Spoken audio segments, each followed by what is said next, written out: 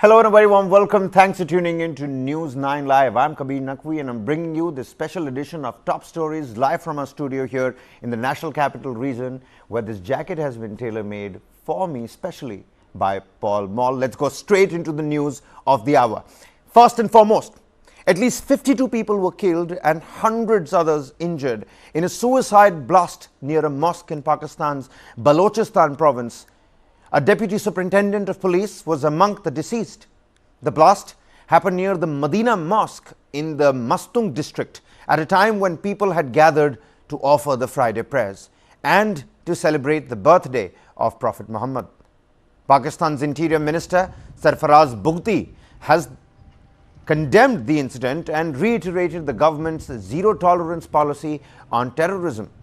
As per the police, no organization has claimed responsibility of the suicide blast yet.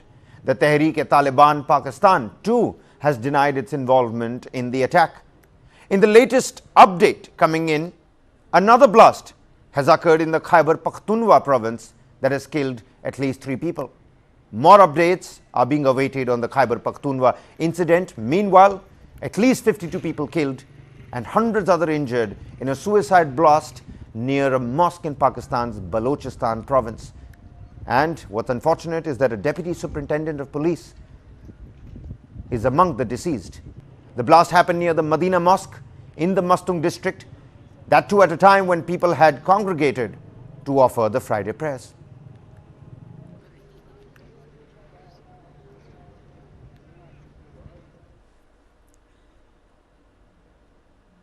And moving on, the Law Commission has submitted its report on the POCSO Act. In its report, the Law Commission has said that it is not advisable to tinker with the existing age of consent under the provisions of the POCSO Act. However, the Commission has also recommended that amendments need to be brought in for cases wherein there is a tacit approval between people aged 16 to 18 years engaging in sexual activity. The Commission has said that such kind of cases do not merit to be dealt with the same severity as other cases falling under the provisions of the POCSO Act. Now, the report has called for introduction of guided judicial discretion to handle matters in such cases. Take a look at this. The Law Commission submits its report on the POCSO Act.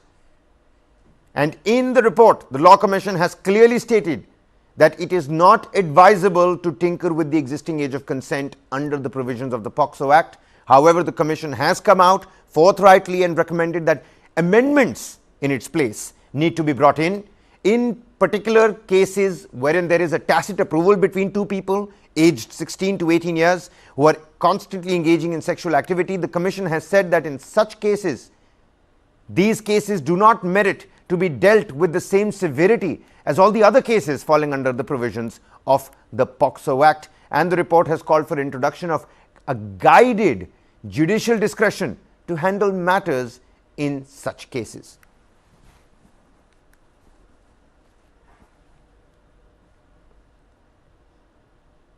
Meanwhile, shifting our focus here, ladies and gentlemen, take a look at this. The central government has taken cognizance of the corruption allegations against the Central Board of Film Certification by Tamil actor Vishal. The Ministry of Information and Broadcasting has termed the issue of corruption that is brought forth by Vishal as quote-unquote extremely unfortunate. That particular microblogging website post by the Ministry of Information and Broadcasting on your screens. A tweet from the official handle said that an inquiry has been initiated and that the strictest action will be taken against anyone that is found guilty. The Indian Film and Television Directors Association has also expressed concerns over the allegations and demanded a CBI inquiry. Now, putting up a video on the platform X, Vishal had alleged that the Central Board of Film Certification in Mumbai took a bribe of rupees 6.5 lakh for the censor certification of the Hindi version of his film Mark Antony. He accused the officials from the CBFC of demanding a bribe in exchange for screening and granting a UA certificate to his film. In the video, the actor appealed to Maharashtra Chief Minister Eknath Shinde and Prime Minister Narendra Modi to look into the matter. Mark Antony, his film, is a science fiction action comedy film which was released on the 15th of September. It is directed by Adhik Ravichandran and produced by S. Vinod Kumar under Mini Studios. The movie stars Vishal and S. J. Surya in dual roles, of course. He is alleged that there was a lot of bribe that was asked for when the CBFC was going to give his film the UA certificate. We were left with no option. पहले 3 लाख भेजना था देखने के लिए film और 3.5 lakh certificate मांगने के लिए. So this was done by one lady. I don't know whether she's Mrs. Maneka, who did the entire transaction, and of course it's recorded. It's not a job to record, but I really want to record this just to make sure that it's not ordinary money, it's hard-earned money. And definitely, if this is the case for me, I don't know what's the case of other films, which she has also said that जो 15 दिन के पहले apply किया वो 4 लाख में खत्म कर दिया ट्रांजैक्शन और सर्टिफिकेशन के लिए वेट कर रहे हैं. 6.5 लाख मेरे पास कोई ऑप्शन नहीं था. मैंने पे किया पहले 3 लाख और एक अकाउंट में और दूसरा अकाउंट में 3.5 लाख और मिल गया मेरा सर्टिफिकेट. और आज फिल्म मार्क एंटनी रिलीज हुआ नॉर्थ इंडिया में. लेकिन ये दुखी की बात है.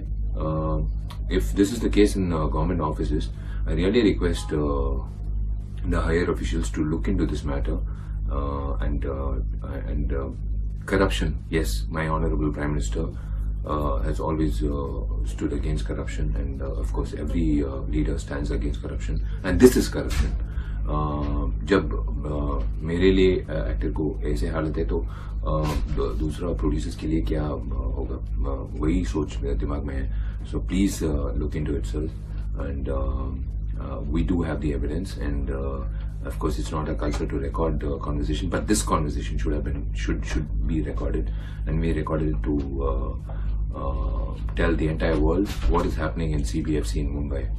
So 600 lakhs is what I paid for my certification for the Hindi version of Mark Antony, and the rest is for you all to hear in the voice note that transpired in the phone calls between my man and the person involved in the CBFC. I think this is enough for everyone, for all of you to see, and I'm looking forward. Ashok जी, बहुत ही गंभीर आरोप लगाए हैं. इसके पहले कभी इस तरह के आरोप खुले तौर पर किसी अभिनेता द्वारा लगाए नहीं गए. इसको किस तरह से सबसे पहले आप देखते हैं? देखिए, पहली बात तो ये है कि आरोप बड़े गंभीर हैं, और इसलिए इफ्टा हमारी जो डायरेक्टर एसोसिएशन है और प्रोड्यूसर एसोसिएशन जो है इम्पा, उनके प्रेसिडेंट अभय सिन्हा ने लेटर लिखा है अनुराग ठाकुर जी को और प्रसून जोशी जी को कि इसकी सीबीआई की इंक्वायरी होनी चाहिए, क्योंकि एलिगेशन जो है ये हमारी इंडस्ट्री के लिए जो है सही नहीं है, बहुत ही हानिकारक है, बहुत ही सेंसिटिव एलिगेशन नहीं है. तो इसकी इंक्वायरी होनी बहुत ज़रूरी है. नई बात यह, दूसरी बात यह कि जो विशाल ने 2 अकाउंट नंबर्स दिए और 2 नाम जो दिए हुए हैं वो सीबीएफसी के एम्प्लॉयज़ नहीं हैं, वो बाहर के लोग हैं. तो इसलिए जब तक इंक्वायरी इसकी नहीं होगी टॉप लेवल पे, जब तक ये 2 लोग जिन्होंने पैसे लिए हैं ये उठाए नहीं जाएंगे, इनसे पूछा नहीं जाएगा कि किसको पैसे दिए, क्यों दिए पैसे, वो इसकी जो सच्चाई है ये बाहर नहीं आएगी. जहाँ तक सिस्टम का सवाल है, पिक्चर आपकी डिले हो रही है, आपको एक्सटॉर्ट किया जा रहा है आपसे पैसे, आपको सर्टिफिकेट नहीं मिल रही है टाइम पे, तो ये सारी चीज़ें जो है बहुत पहले हुआ करती थी. अभी सिस्टम जो है वो कंप्यूटराइज्ड है, डिजिटाइज्ड है पूरा सिस्टम. आप ऑनलाइन अप्लाई करते हैं, आप ऑनलाइन आपको पता चलता है कि आपके फिल्म का स्टेटस क्या है, आपके सर्टिफिकेट का स्टेटस क्या है. तो ये सब कुछ हर सेकंड में आप अपने मोबाइल पे देख सकते हैं, यानी मॉनिटर कर सकते हैं. कोई प्रैक्टिकली जानबूझकर डिले नहीं कर सकता. हाँ, मैं कह रहा हूँ सब कुछ सिस्टमेटिक है. अब उसमें अगर कोई ऑफिसर या कोई ब्यूरोक्रेट या कोई बंदा सीबीएफसी के अंदर बदमाशी कर रहा है और डिले कर रहा है और एक्सटॉर्ट करने की कोशिश कर रहा है और ये पूरी अपनी लोगों को इन्वॉल्व कर रहा है, तो उसके अगेंस्ट एक्शन होना चाहिए. लेकिन जब तक इसकी इंक्वायरी नहीं होगी, जब तक चीज़ें सामने नहीं आएंगी, बाहर नहीं आएंगी, क्योंकि अगर विशाल अगर कुछ एलिगेशंस कर रहा है, एक्यूजेशंस लगा रहा है, तो उसमें कहीं ना कोई बात होगी. लेकिन गलती आपकी भी है कहीं ना कहीं. आपने करप्शन का साथ दिया है, आपने पैसे दिए हुए हैं, और वो बात समझ में आती है कि जब प्रोड्यूसर जब उसकी जब हालत ख़राब होती है, जब उसकी फिल्म की डेट रिलीज़ की होती है और आपके सर पे हज़ारों टेंशन होती हैं क्योंकि पैसे लगे हुए हैं आपके, तो आप उसका शिकार बन जाते हैं एक्सटॉर्शन के, इसमें कोई दो राय नहीं है। इसीलिए हम जो हैं डिमांड कर रहे हैं कि जल्द से जल्द इसकी सीबीआई इंक्वायरी होनी चाहिए और अगर दोषी पाए गए सीबीएफसी में लोग तो उनके अगेंस्ट इमीडिएट एक्शन लेना चाहिए। आपने सीबीआई जांच को लेकर कोई पत्र लिखा है, किससे लिखा है? मैंने इफ्तरा ने लिखा है लेटर अनुराग ठाकुर जी को और प्रसून जोशी जी को जो चेयरमैन है। Well, we'll have to wait as to what kind of investigation is being done in the CBFC allegation and whether there was, in fact, some bribe that was taken. According to Ashok Pandit, well, the accounts aren't registered with the members of the CBFC in itself. We'll have to wait and find out. Meanwhile, moving on, External Affairs Minister S. Jaishankar, he had a meeting with his US counterpart, Secretary of State Antony Blinken, on Thursday afternoon in Washington, D.C. And during that discussion, both leaders covered various global developments and laid the groundwork for a 2+2 meeting. Now, this meeting took place against the backdrop of India's ongoing standoff with Canada following the allegations made by Canadian Prime Minister Justin Trudeau. Trudeau had stated on the 18th of September that Canadian security agencies were actively pursuing quote-unquote credible allegations of a potential link between agents of the government of India and the killing of Khalistani terrorist Hardeep Singh Nijjar. Now, I'm going to quote, "Great to meet my friend US Secretary of State Antony Blinken at the State Department today. A wide-ranging discussion following up on PM's June visit, also exchanged notes on global developments, laid the groundwork of our 2+2 meeting very soon," is what Jaishankar said, who is currently on a 5-day official trip to Washington, D.C., as he wrote it on X, formerly known as Twitter. Now, the meeting between External Affairs Minister S. Jaishankar and US Secretary of State Antony Blinken marked the highest level of interaction between the two leaders since the G20 summit held earlier this month in the national capital. Jaishankar also announced that the 5th edition of the India-US 2+2 Ministerial Dialogue will be hosted by New Delhi, although he did not specify the dates for the 2+2 meet.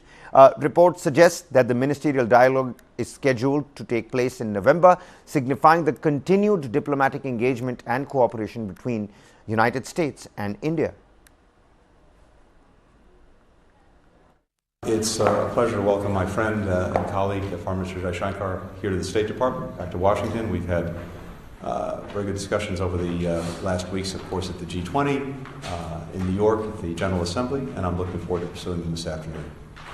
Well, thank you, Tony. Good to be back here, and we, of course, had the Prime Minister here this summer. We thank the US for all the support at the G20 summit. And I actually look forward to seeing you in Delhi for the 2+2. I look forward to that as well. Thanks, everyone. Well, meanwhile, even as these two nations continue to meet each other on diplomatic levels and terms, Canada, well, amid the Canada-India standoff, it has come out and praised India. Take a look at this. Amid the India-Canada standoff, there has been a surprising turn of events. How? Well, Canadian Prime Minister Justin Trudeau, who had previously made allegations against India, has expressed praise and commitment to building closer ties with India. Trudeau stated that despite the credible allegations of Indian government's involvement in the killing of Khalistani terrorist Hardeep Singh Nijjar, Canada remains committed to engaging constructively with India. Speaking about India's increasing influence globally, the Canadian Prime Minister emphasized the quote-unquote extreme importance of Canada and its allies continuing to engage with India. During a press conference in Montreal, Trudeau emphasized the importance of engaging with India due to its growing economic power and geopolitical significance on the global stage. He mentioned Canada's Indo-Pacific strategy and their determination to establish stronger relations with India. To quote him, "India is a growing economic power and an important geopolitical player.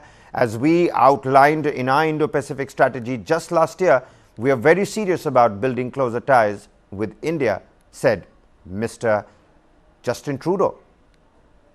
Now, India has outrightly rejected Trudeau's allegations. However, he added that at the same time, as a rule of law of country, we need to emphasize that India needs to work with Canada to ensure that we get the full facts of this matter. He also mentioned receiving assurances from the United States that Secretary of State Antony Blinken would raise the topic of India's role in Nijjar's murder during his meeting with Indian Foreign Minister S. Jaishankar.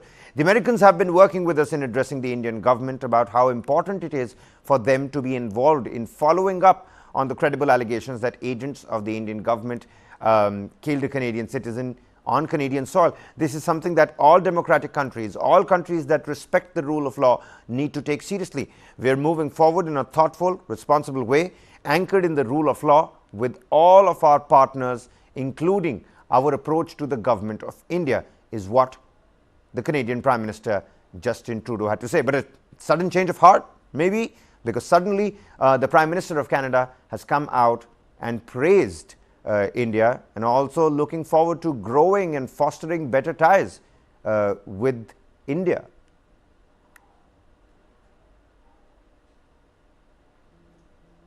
One of the practices I'm going to continue to try to adhere to, which is to not speak publicly about what Secretary Blinken or other representatives of this department will say in their meetings before. Hold on. I will speak for myself before the Secretary has a chance to say it directly to those counterparts. So what I will say, however, is that we have consistently engaged with the Indian government on this question and have urged them to cooperate. And that engagement and the urge for them to cooperate will continue. Well, now that's not all. In the run-up to the Cricket World Cup, amid a diplomatic standoff between India and Canada, an FIR has been lodged against Gurpatwant Singh Pannu, the leader of the banned organization Sikhs for Justice, for issuing a threat to transform the upcoming Cricket World Cup, scheduled to commence on the 5th of October at the Narendra Modi Stadium in Gujarat, into a quote-unquote World Terror Cup. The Ahmedabad cybercrime branch initiated the FIR after numerous individuals from different parts of the country reported receiving Pannu's threatening pre-recorded voice message, a voice message which originated from an overseas phone number. Sub-Inspector H.N. Prajapati, representing the cybercrime branch, filed the complaint detailing the reception of the threat message by multiple recipients who promptly reported to the law enforcement agencies. The ominous message conveyed that October 5th would mark the inception of the World Terror Cup instead of the World Cup of Cricket.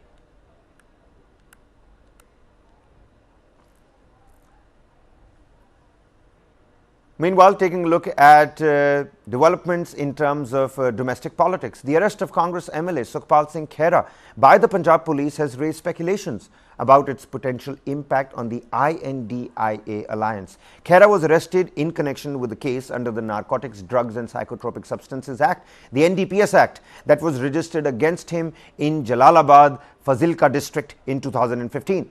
This arrest has potential to strain the already tumultuous ties between the Congress and the Aam Aadmi Party.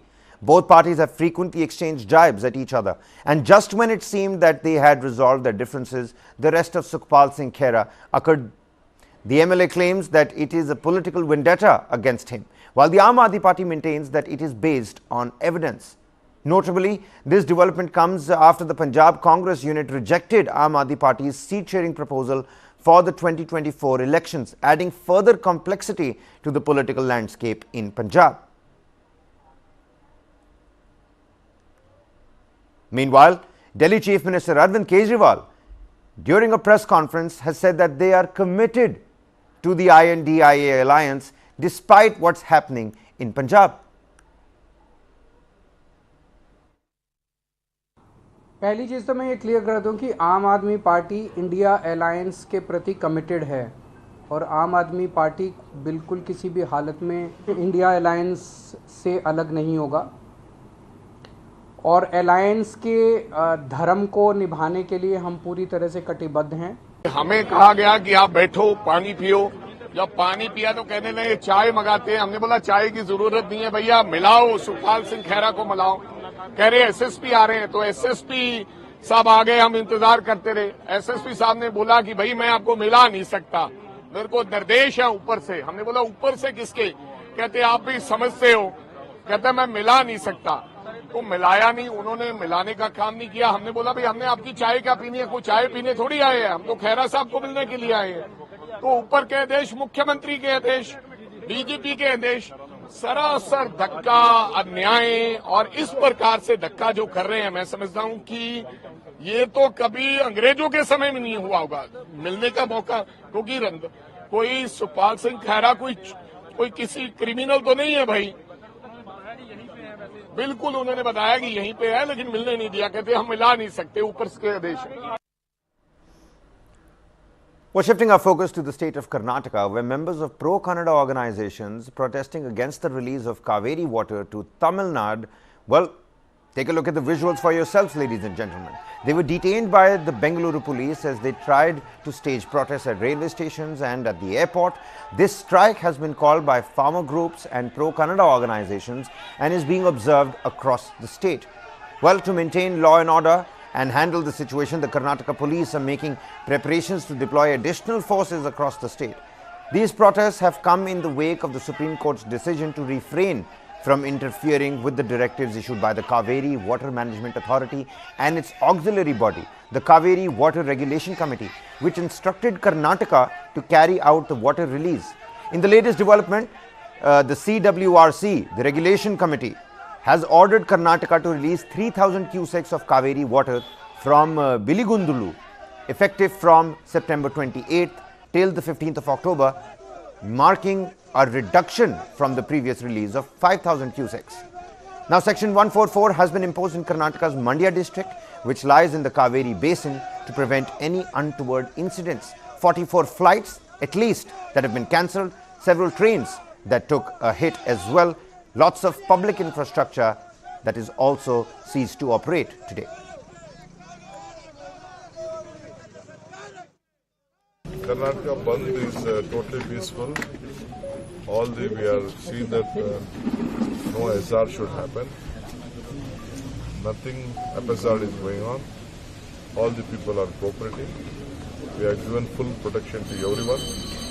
We requested the institutions organizations not to call for a bandh, since there is no consent from the Supreme Court or the High Court.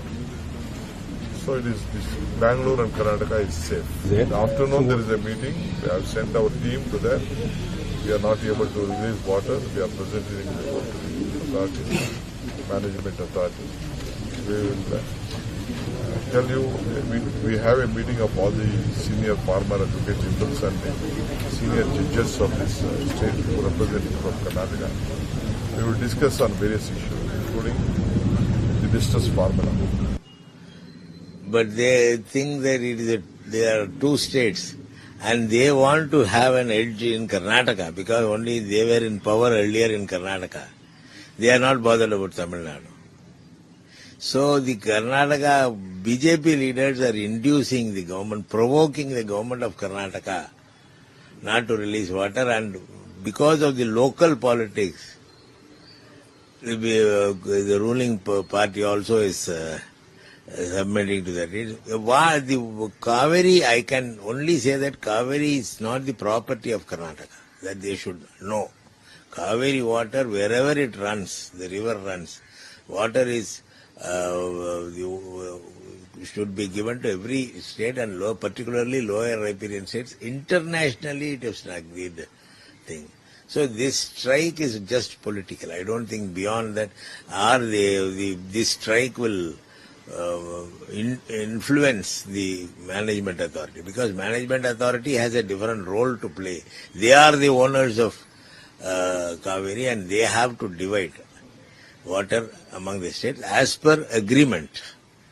इसलिए है कि हमारा ये कर्नाटक में Kaveri water का बहुत problem है। हमको इधर पीने के लिए पानी नहीं है, तमिलनाडु के लिए पीने के लिए हमको पानी नहीं है। उधर क्या है, इरुली आता है ना, वो खेती करने के लिए वो पानी पूछता है। पहला हमको आदमी को पहले चाहिए पानी पीने के लिए चाहिए, फिर बाद में खेती करना है। इधर पानी हमको बहुत मुश्किल है। इधर बेंगलोर में 1,30,00,000 पीपल्स है, मगर इसमें बहुत मुश्किल कर रहा है। इसलिए हमको क्या है ना, आगे अभी नेक्स्ट जनरेशन को अभी 1-2 महीने जाएगा तो पीने के लिए पानी बहुत मुश्किल हो जाएगा। इसलिए नहाने के लिए पानी नहीं मिलेगा। इसलिए हम बिस्लरी कैन से इधर पानी से स्नान नहाकर हम सरकार को दिखाने के लिए क्या होता है, आदमी के लिए कितना प्रॉब्लम होता है, वो दिखाने के लिए हम अभी प्रोटेस्ट कर रहे हैं इधर। Nearly 500 people over town hall, and we have made adequate bandobast arrangements. So we'll see that no untoward incident takes place. So we are going to give break. We will take care of that one. So whom we are going to come here, we are going to, since 144 section is in force as per commissioner's order, so we want any protest to be conducted that is designated places, Freedom Park will send them. The direction from the Supreme Court is clear. The Cauvery Water Tribunal, whatever the norms laid out is clear. Rather than abiding the law, they take law into their own hands and they instigate people of Karnataka for their own political mileage and benefits. What is more surprising is, here Chief Minister M.K. Stalin is quiet. He doesn't even send out a statement condemning this kind of activities instigating people. There is no law. There is no law in Karnataka. And people around some outfits, Kannadiga outfits, seems to take law into their own hands. And going to Supreme Court asking for a revision, and Tamil Nadu government has still not filed their appeal on the same. But now even as farmer organizations and pro-Kannada organizations are staging a protest in Bengaluru, take a look at what's happening in Punjab. The Rail Roko movement, led by 19 farmer and labourer organizations in Punjab, demanding the compensation for crop damage caused by recent floods, MSP guarantee, and of course all the debts that has to be cleared, and all the compensation that has to be given for all the farmers that lost their lives due to the protest that took place over the now repealed 3 farm laws. It has entered its second day, causing significant disruption to rail services and leaving hundreds of passengers stranded at railway stations. Since September 28th, farmers across Punjab have been staging dharnas and protests on railway tracks, with disruptions scheduled to continue until the 30th of September. Meanwhile, highways have also been blocked completely. The protest has effectively blocked all major routes, including those from Delhi to Amritsar, Pathankot to Amritsar, and connections to Chandigarh, Jalandhar, Ludhiana, Moga, Firozpur, Fazilka and others, as the railway tracks remain jammed and several highways remain blocked. Today, the impact on train services has intensified, with over 90 trains being adversely affected. Passengers are facing considerable inconvenience as more than 80 trains have been cancelled, and the routes of some trains have been modified. They've had to modify these routes to navigate the ongoing protests. The Rail Roko Andolan continues to be a significant disruption, affecting both commuters and the railway network in Punjab. Just the second day, it's going to continue on till the 30th of this month. 3 major demands that they've put across: minimum MSP, they want a flood relief package, and they want compensation and government jobs maybe for all the farmers that have lost their lives during the protest over the now repealed 3 farm laws. Meanwhile, several reactions and a ground report as well. Take a look. Punjab में किसानों की तरफ से आज Delhi Chandigarh national highway जाम किया हुआ है। इस वक्त हम मौके पर मौजूद हैं, जो वहाँ पे हम आपको तस्वीरें दिखाते हैं कि दोनों तरफ से ये नेशनल हाईवे को किसानों की तरफ से जाम कर रखा है और कोई भी गाड़ी यहाँ से नहीं गुजर सकती है, क्योंकि किसानों की मांग है कि जो बाढ़ आई थी पंजाब में, बहुत उसका नुकसान हुआ है, उसका मुआवजा राशि दी जाए। और पंजाब सरकार के खिलाफ अब किसानों ने मोर्चा खोल दिया है और जहाँ पे किसानों की तरफ से आप देख सकते हैं कि रोड जाम कर रखा है, जहाँ पे सभी किसान मौजूद हैं और दोनों तरफ से जो आप देख सकते हैं कि दोनों तरफ से ये रोड जाम कर दिया है और पक्के तौर पे इस रोड को जाम किया है। और किसानों का यही कहना है कि जब तक सरकार मांगे नहीं मानती तब तक ये रोड जाम रहेगा। आप तस्वीरें देख सकते हैं कि इधर की तरफ जो यहाँ से ट्रक जाने वाले थे वो भी यहीं पे रुके हुए हैं और पीछे थोड़ा अगर हम पीछे जाते हैं तो वहाँ पे भी तकरीबन 4-5 किलोमीटर लंबा जाम लगा हुआ है। और आप तस्वीरें देख सकते हैं कि किसान यहाँ पे अब धरना लगाकर बैठ चुके हैं और ये बार बार यही मांग कर रहे हैं कि जब तक सरकार हमारी मांगे नहीं मानती तब तक इसी तरह से वो रोड जाम कर रखेंगे और नहीं खोलेंगे। किसानों की मेन मांगे क्या है, उनके साथ बात भी करते हैं कि ये किसानों का क्या कहना है। नाम क्या है आपका? मेरा नाम जी सुरमक सिंह है जी। मेन मांग आपकी क्या है कि आप आज यहाँ पे धरना लगा दिया है, नेशनल हाईवे जाम किया? मेन मंग ਤਾਂ ਜਿਹੜਾ ਜੀ ਪਿਛਲੇ 1.5 ਮਹੀਨੇ ਪਹਿਲਾਂ ਹੜ੍ਹਾਂ ਗੱਲ ਨੁਕਸਾਨ ਹੋਇਆ ਦਾ ਜੀ। ਆ ਹੜ੍ਹ ਹੈ ਜੀ ਇੱਥੇ ਘੱਗਰ ਦਰਿਆ ਵਾਧਾ, ਉਹ ਨੁਕਸਾਨ ਦੀ ਗੱਲਬਾਤ ਚੱਲਦੀ ਸੀ ਪ੍ਰਸ਼ਾਸਨ ਗੱਲ ਪਿਛਲੇ 1.5 ਮਹੀਨੇ ਦੇ। ਉਹ ਮੀਟਿੰਗਾਂ ਹੋਈ ਗਈਆਂ ਪਰ ਕੋਈ ਕਹਾਣੀ ਸਿਰੇ ਨਹੀਂ ਲੱਗੀ। ਅੰਤ ਨੂੰ ਖੀਰ ਨੂੰ ਇਹ ਧਰਨਾ ਲਾਣਾ ਪਿਆ ਜੀ। ਅੱਜ ਸਾਡੇ ਕੌਮੀ ਪ੍ਰਧਾਨ ਜਗਜੀਤ ਸਿੰਘ ਡੱਲੇਵਾਲ भी पहुंच रहे हैं जी। सरकार से क्या आपकी बात हुई थी? मतलब सरकार तो कह रही है कि हमने मुआवजा राशि जारी भी की है।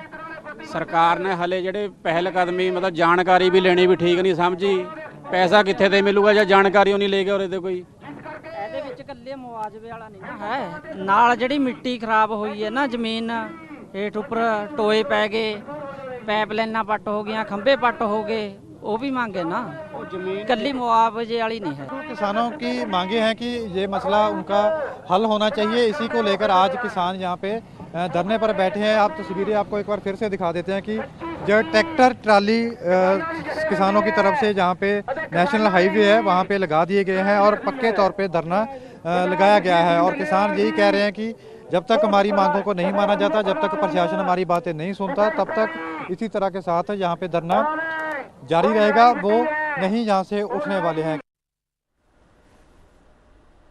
Well, now moving on, in another drug seizure, a drug haul in Kutch district, local police discovered 80 kilograms of cocaine valued at rupees 800 crore. The drugs were found abandoned near the coast in Mithi Rohar village, approximately 30 kilometers from the port town of Gandhidham on Thursday.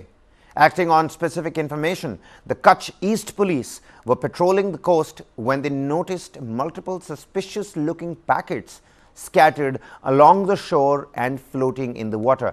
These packets, totaling 80 and weighing 1 kilogram each, were confirmed by forensic experts to be cocaine packets.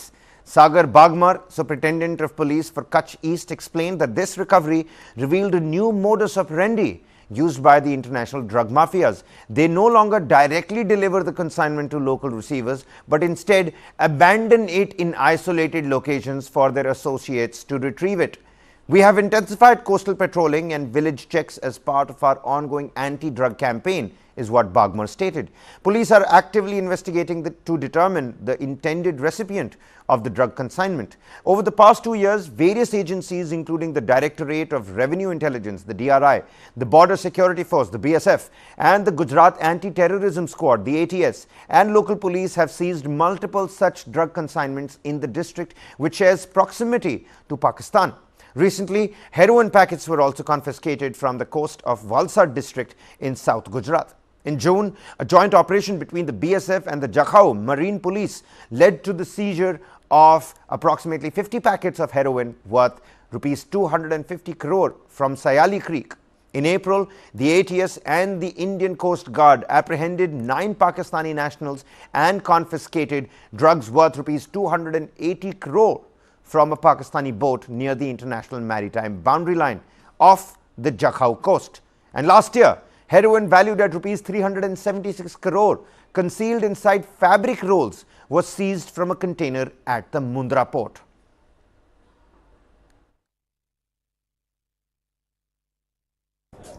Gujarat सरकार श्री की तरफ से तथा राज्य के police महानिदेशक श्री की तरफ से ड्रग्स की जो गैरकायदेसर प्रवृत्ति है उस पर कड़क कार्रवाई करने की सतत सूचना मिलती हुई है। उसी कार्रवाई को देखते हुए जो रेंज आईजी सर हैं उनकी तरफ से कच्छ पूर्व जिले पुलिस को इसमें ड्रग्स की प्रवृत्ति को नाबूद करने में कड़क कार्रवाई करने के आदेश थे। उसी के अनुसंधान में जो कच्छ पूर्व जिला पुलिस की एलसीबी है उनको एक हकीकत मिली थी कि ड्रग्स का एक बड़ा जत्था इस विस्तार में डिलीवरी होने का है। उसी इंफॉर्मेशन को देखते हुए पुलिस की अलग अलग टीम्स जिसमें एलसीबी, एसओजी तथा local police, B division police station Gandhidham की टीम्स को इसमें एक्टिवेट करने में आया और इन्हीं विस्तारों में खास करके पुलिस द्वारा कॉम्बिंग एक्सरसाइज और ह्यूमन सर्विलेंस, उसके साथ साथ एरिया ट्रैकिंग की एक्सरसाइज कंटिन्यूसली इसमें करने में आ रही थी। और उसी चीज़ को देखते हुए आज पुलिस को सुबह इसमें इन्फॉर्मेशन मिली कि पर्टिकुलर एरिया में ड्रग्स का कंसाइनमेंट का होने की संभावना है। उसी आधार पर पुलिस ने उस एरिया की सर्च की और उसमें पुलिस को कोस्ट एरिया से कोकेन का जो है ड्रग्स का कंसाइनमेंट मिला। उसमें लगभग 80 किलो के अराउंड जो है ये कंसाइनमेंट था, जिसमें पुलिस को इसमें पकड़ने में सफलता मिली है और पुलिस की जो है ये केस के आधार पर आगे की इन्वेस्टिगेशन अभी चालू है। Well, so a drug bust that was carried out in Kutch. Meanwhile, the Delhi police and the Chhattisgarh police have also recovered all the jewellery that was stolen from a jewelry store in Delhi. Take a look at this next one. Chhattisgarh police apprehended 2 individuals and successfully recovered approximately 18.5 kilograms of gold and diamond ornaments that was stolen from a jewelry store in Delhi earlier this week. Take a look at these visuals from inside the Delhi store in Bhogal in the national capital. The operation was carried out by a joint team of the anti-crime and cyber units along with the civil line police station in Bilaspur district, which stemmed from an ongoing investigation into a series of thefts in Bilaspur city itself. Now, during the raid which took place in Durg, one person was apprehended and it was discovered that he was facing 7 to 8 cases of robbery in the Bilaspur police station. The police not only seized rupees 12.5 lakh in cash but also recovered over 18 kilograms of jewelry, including items stolen from that particular jewelry shop in Delhi's Bhogal area. The arrested individuals have been identified as Lokesh Shrivas and Shiva Chandravanshi. Shrivas in particular was allegedly involved in 7 thefts in Bilaspur. Now, following a tip-off, law enforcement officials conducted a raid in Kavardha town in Kabirdham district, where they arrested Chandravanshi, one of the prime suspects involved in the burglary of the Delhi jewelry store. The authorities also successfully confiscated stolen jewelry, which is valued to be at rupees 23 lakh. Further investigations revealed that the stolen jewelry worth crores of rupees had been taken from a store in New Delhi. A team from the Delhi police has also arrived in Chhattisgarh to collaborate and corroborate with the ongoing investigation into this matter.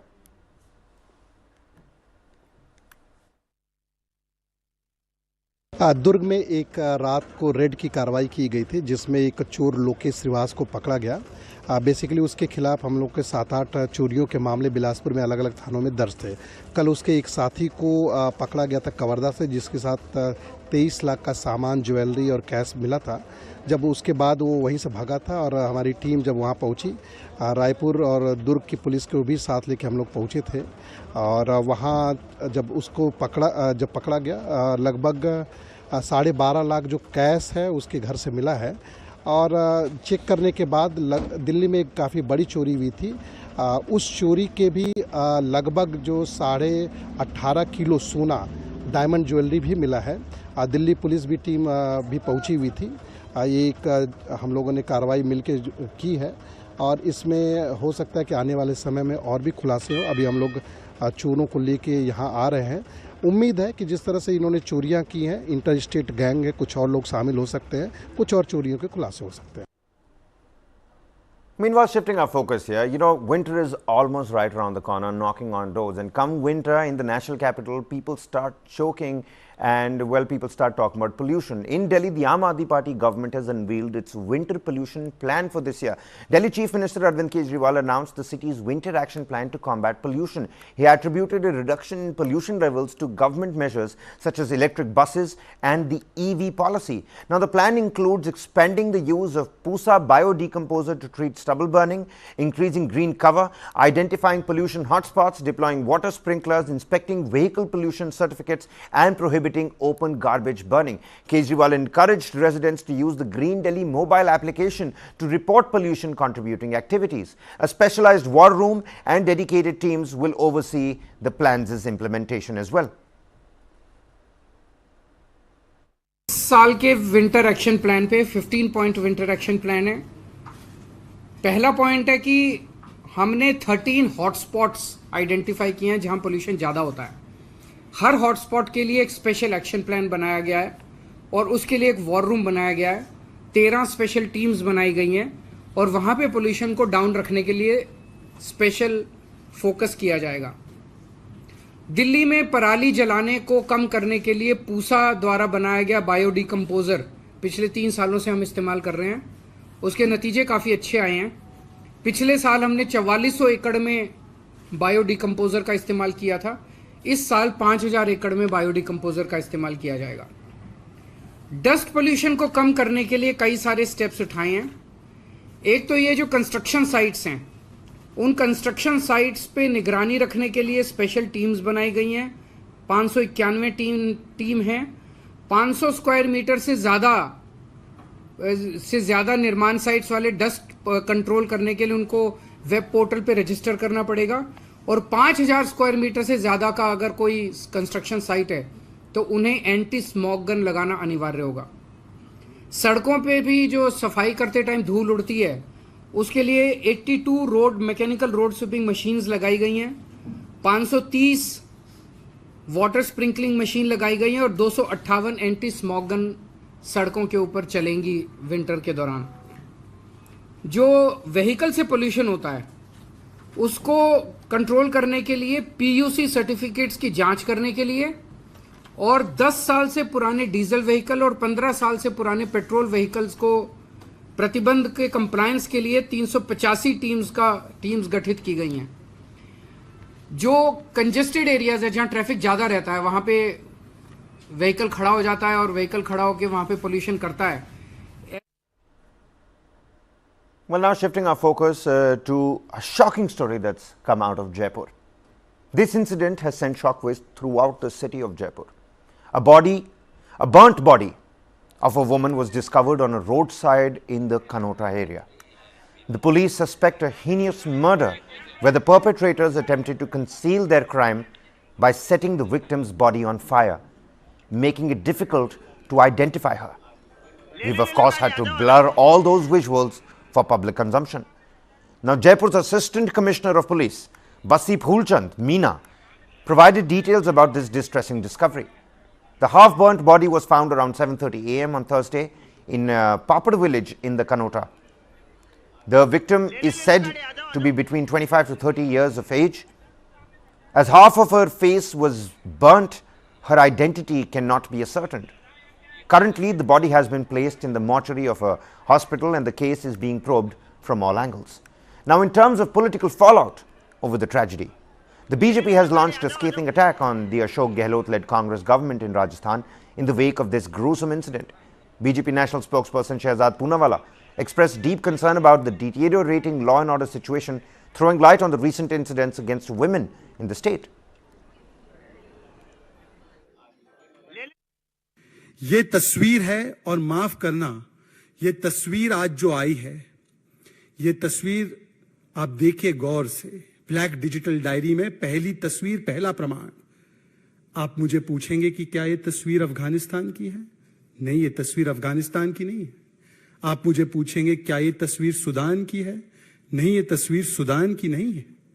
ये तस्वीर जयपुर जिले में जमवा रामगढ़ की है और इस तस्वीर में एक महिला के शव को किस प्रकार से दिन दहाड़े अधजला छोड़ दिया गया है सड़कों पर, उसके साथ क्या क्या बर्बरता गुजरी होगी, ये आप कल्पना भी नहीं कर सकते।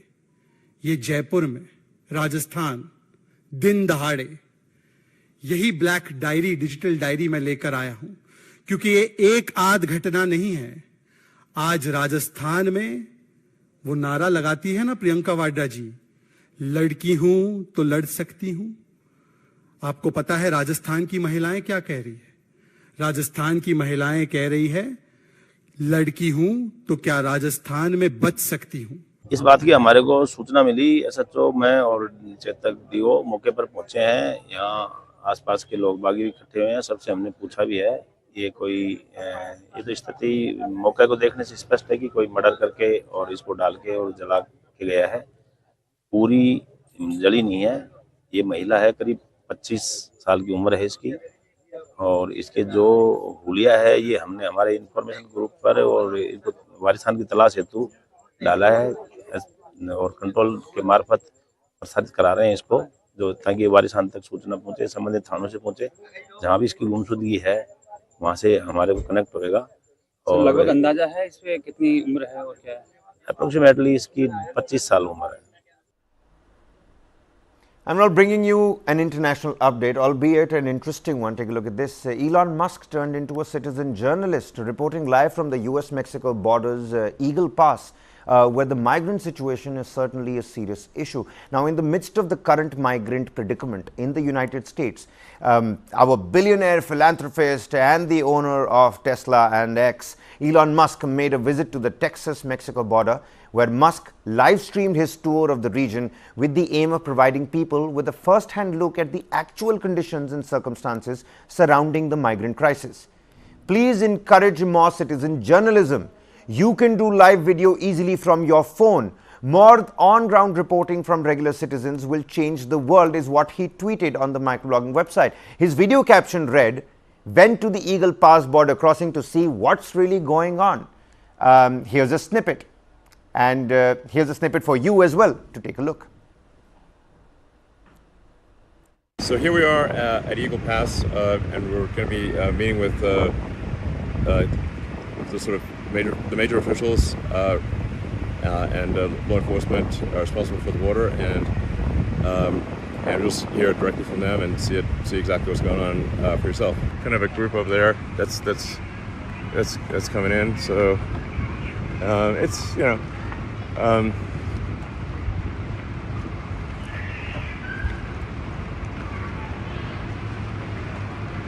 So, this sort of, I don't know if you could really see it. I'll try to switch it around. Well, I can't really switch it around. So, anyway, that's like, I don't know if you can sort of see that group, but that's a group there. Also, Elon Musk also speaks to a couple of senators and a couple of law enforcement officials as well. You can catch the entire video on his post. Meanwhile, taking a look at what President Draupadi Murmu has given her assent to. The President of India has given her assent to the Women's Reservation Bill, ladies and gentlemen. Days after a historic vote, it has become a law. The new law provides 33% reservation for women in the Lok Sabha and the state assemblies. Vice President and Rajya Sabha Chairman Jagdeep Dhankar earlier signed the Women's Reservation Bill before it was presented to President Murmu for her assent. The Constitution Amendment Bill was passed by the Lok Sabha with near unanimity and the Rajya Sabha with unanimity during a special session of the Parliament earlier this month.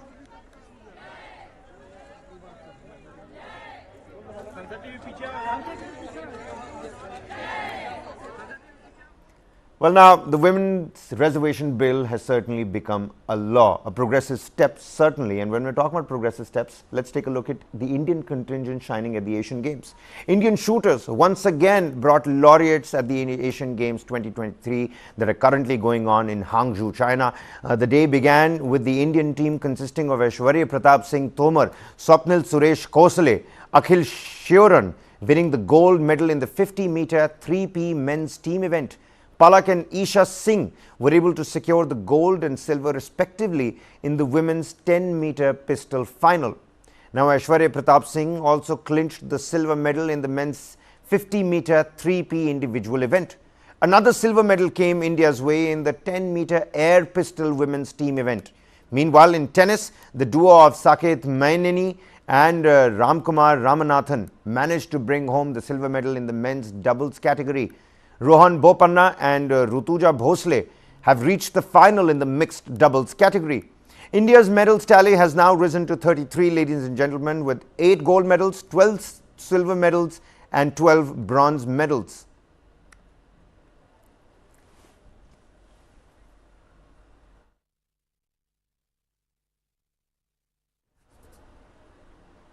And with that, ladies and gentlemen, it's a wrap on this segment of Top Stories. I'm wearing this tailor-made jacket styled by Paul Mall. And we're going to come visit you again every day with the top stories of the day. But that's all the time we have for you. Lots more coming up right on News 9 Live. Don't go anywhere.